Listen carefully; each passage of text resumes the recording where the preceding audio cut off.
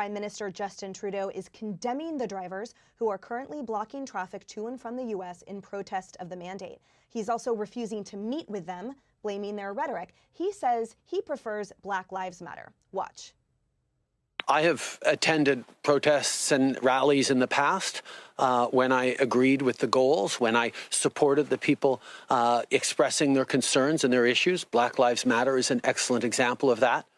But I have also chosen to not go anywhere near protests that have expressed hateful rhetoric, violence towards fellow citizens. Jillian, there was certainly that same level of critique from other movements like Black Lives Matter, where arguably outliers called for violence and the like, but all of a sudden the morality clause here prevents a prime minister from meeting with an economic backbone aspect of his country to even hear what those truckers have to say. Jillian. The clip you just played, Emily, was interesting too, because his job as the prime minister is not just to meet with constituent groups with whom he agrees. His job is, in fact, to hear input from all sides, all industrial bases, particularly here, knowing that during COVID, truckers have really become frontline workers. They've been risking their health and lives since day one of the pandemic. According to the Canadian Broadcasting Company, the reality of these protests is that they have remained nonviolent. And Kaylee, the Washington Post tweeted earlier, the movement shares an affinity with Trumpist, toxic, authoritarianist politics. Your thoughts?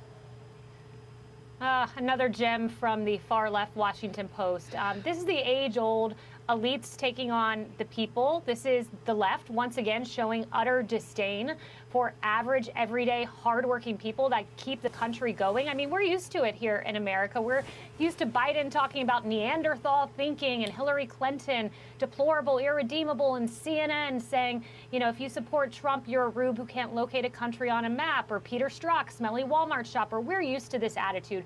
And it's so unfortunate because the people you're looking at the screen, yes, you point out there are outliers, Emily, sure, there are in any movement.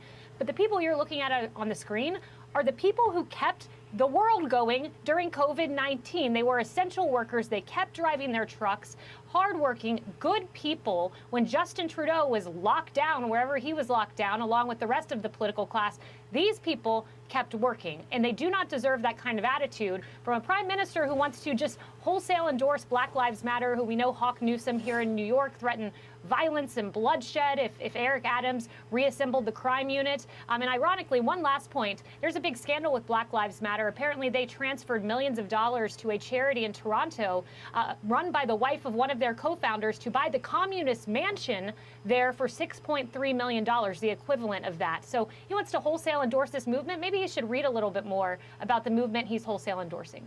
Quick note, Kaylee, we don't know where the Prime Minister of Canada is. He was taken to a secret undisclosed location over the weekend by his security team after he pushed back against the truckers. He's not in Ottawa.